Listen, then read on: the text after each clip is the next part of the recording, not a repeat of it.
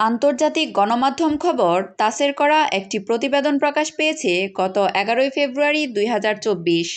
ইউক্রেনের উপপ্রধানমন্ত্রী ও অবকাঠামো মন্ত্রী অলেকজান্ডার কুবরাকভ বলেছেন, 2023 সালের জুলাইয়ে খাদ্যশস্য সরবরাহ চুক্তি শেষ হওয়ার পর থেকে ইউক্রেনের প্রায় 200 বন্দর অবকাঠামো সুবিধা ক্ষতিগ্রস্ত হয়েছে।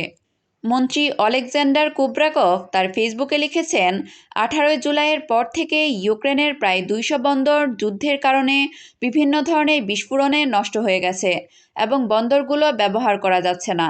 বন্দরগুলো অনেক ক্ষতিগ্রস্ত হয়েছে, বন্দরগুলোর অবস্থা অনেক খারাপ।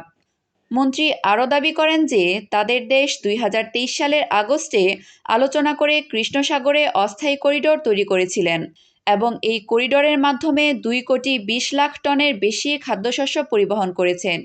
আগস্টে খাদ্যশস্য সরবরাহের যে চুক্তি ছিল তার মেয়াদ শেষ হওয়ার পর ইউক্রেন শস্য রপ্তানির জন্য কৃষ্ণ সাগরে অস্থায়ী করিডোর তৈরির ঘোষণা দেয়। ইউক্রেনের রাজধানী কিয়েভ একটি বৃহত্তম নগরী। এই নগরীটি ইউক্রেনের উত্তর মধ্যভাগে দনিপার নদীর তীরে অবস্থিত। গত নভেম্বরের শেষের দিকে কিয়েভ ঘোষণা দেয় যে তাদের এই করিডোরের মাধ্যমে ইতিমধ্যে প্রায় 55 লাখ টন পণ্য পরিবহন করা হয়েছে। এদিকে জাতিসংঘ উল্লেখ করেছে যে ইউক্রেনের অস্থায়ী করিডোর আগের শস্য চুক্তি সরবরাহের প্রতিস্থাপন হতে পারে না।